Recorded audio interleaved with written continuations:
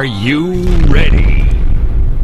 सोने की चिड़िया रहा है। इसी कारण से भारत पर समय समय पर विदेशी आक्रमणकारी हमला करते रहे हैं।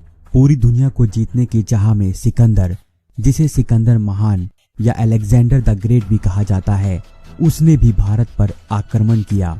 सिकंदर लगातार जीतता हुआ भारत की ओर बढ़ रहा था। वो किसी भी तरह से भारत के हर हिस्से पर अपना अधिकार करना चाहता था। उसे लगता था कि वो भारत में अलग अलग रियासतों के राजाओं को बड़ी आसानी से हराकर विजय हासिल कर लेगा।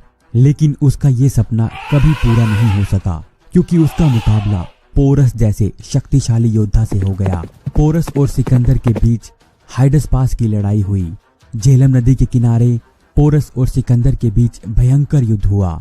इस युद्ध के परिणाम को लेकर लोगों की अलग अलग मान्यताएं हैं।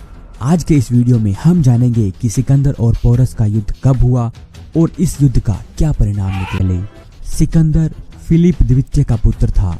अपने पिता की मृत्यु के बाद सिकंदर 20 वर्ष की आयु में ही मैसेडोनिया का शासक बन गया था। अपने भाइयों की हत्या करने के बाद सिकंदर राजा बना था। सिकंदर ने पूरी दुनिया को जीतने का प्रण लिया था। कहा जाता है कि सिकंदर ने अपने जीवन में जितनी भी लड़ाइयां लड़ी, उसे सब में विजय मिली थी। इसीलिए ही कहा जाता है कि जो जीता वही Sikandar. Sikandar Phoenicia, Asia minor, भूमध्य सागरीय प्रदेशों, ईरान और मिस्र पर अधिकार कर चुका था। अब वो पूरी दुनिया पर अधिकार करने के इरादे से भारत की ओर बढ़ रहा था। उस समय भारत अलग अलग गणराज्यों में बटा हुआ था। भारत में राजा अपने अपने क्षेत्रों का विस्तार करने की इच्छा से आपस में लड़ते रहते थे, जिस कारण से भारत पर आक्रमण करना सिकंदर के लिए फायदेमंद था। सिकंदर ने 326 ईस्वी पूर्व में भारत पर हमला किया था। सिकंदर ने सबसे पहले तक्षशिला के राजकुमार अंबी को अपने साथ मिला लिया। अंबी पोरस से द्वेष करता था, जिसकी वजह से उसने सिकंदर का साथ दिया। तक्षशिला को जीतने के बाद सिकंदर पूरे भारत पर अधिकार चाहता था, लेकिन इसके लिए उसे बहुत से छोटे और बड़े राजाओं से युद्ध लड़ना था। सिकंदर अपने पूरे जीवन में केवल युद्ध ही करता रहा था, जिसके कारण उसकी सेनाएं बहुत अधिक थक चुकी थी।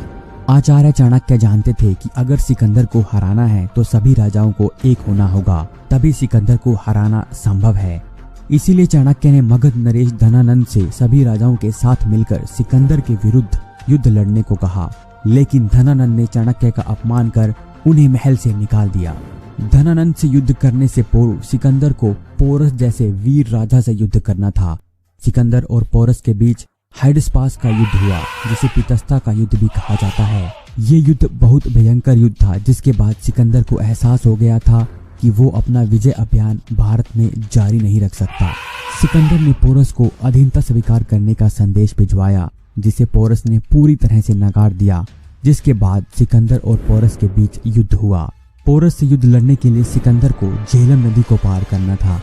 पोरस ने सोचा कि सिकंदर की सेना झेलम नदी को पार नहीं कर पाएगी, और पोरस के इस कदम को उसकी सबसे बड़ी गलती भी माना जाता है। सिकंदर की सेना ने सामने से नदी को पार नहीं किया, बल्कि कुछ दूरी से नदी को पार कर लिया और अब वो पोरस के सामने आ गए थे। सिकंदर के पास 50,000 पैदल सैनिक, जबकि पोरस के पास केवल 30,000 पैदल सैनिक थे। सिकंदर के पास 7,000 घुड़सवार सैनिक थे, जबकि पोरस के पास सिर्फ 4,000 घुड़सवार सैनिक थे। लेकिन पोरस के पास हाथी थे। सिकंदर की सेना ने कभी भी इतने बड़े हाथियों को युद्ध में नहीं देखा था। इन हाथियों ने सिकंदर की सेना को बहुत अधिक नुकसान पहुंचाया था। लेकिन इस युद्ध में बारिश ने सिकंदर का साथ दिया, जिसकी वजह से पोरस के रथ कीचड़ में फंस गए थे। पोरस की सेना के पास सिकंदर की सेना जैसे हथियार और ढाल भी नहीं थे। फिर भी पोरस ने खुद युद्ध लड़ा था, और जिस तरह से युद्ध लड़ा था उससे सिकंदर की सेना और खुद सिकंदर भी दंग रह गया था। इस युद्ध में सिकंदर की हार हुई या जीत, इस पर इतिहासकारों की राय अभी भी बटी हुई है।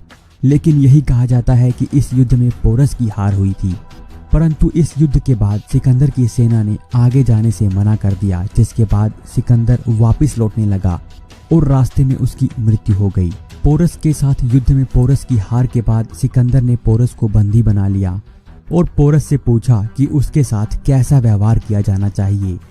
तब पोरस ने कहा था कि उसके साथ वैसा ही व्यवहार किया जाना चाहिए जैसा एक राजा दूसरे राजा के साथ करता है। पोरस के इस जवाब से और पोरस की युद्ध में वीरता और कौशल से सिकंदर बहुत प्रभावित हुआ था। उसने पोरस को अपना मित्र बना लिया और उसे अपने अधीन राज करने को कहा। पोरस ने सिकंदर की मित्रता स्वीकार कर ली। इस तरह से इस भीषण युद्ध ने भारत की दिशा बदल दी और सिकंदर की सेना जीतने के बाद भी हार गई। दोस्तों, आपको ये वीडियो पसंद आया तो प्लीज़ मेरे चैनल को सब्सक्राइब करें, वीडियो को लाइक करें, शेयर करें, कमेंट करें। तब तक के लिए जय हिंद, जय भारत।